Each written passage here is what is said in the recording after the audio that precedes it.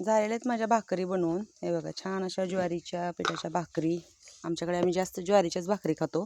कधीतरी असं मका आणायची दळून आणि मग मकाच्या भाकरी असतात. पण आता नाही, शक्यतो वेळच भेटत नाही आणायला दळून. इकडे आत्यांचं चालू आहे शेंगा फोडायचा. आम्हाला परत भुईमूग पेरायचा कांद्याच्या रानामध्ये. म्हणजे बारीक शेंगदाणे ते अशी साईडला ठेवतात चाळणीमध्ये.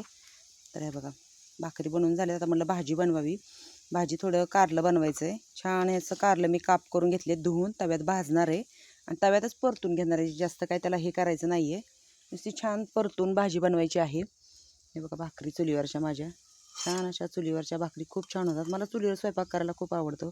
गॅसवर मी नाही जास्त शक्यतो बनवत. तर म्हटलं भाकरी झाली की त्यातच तव्यातच हे कारलं परतून घ्यावं, दाखवावं तुम्हाला मी कशी कारलं बनवते. तुम्ही कशी बनवता ते पण मला नक्की सांगा.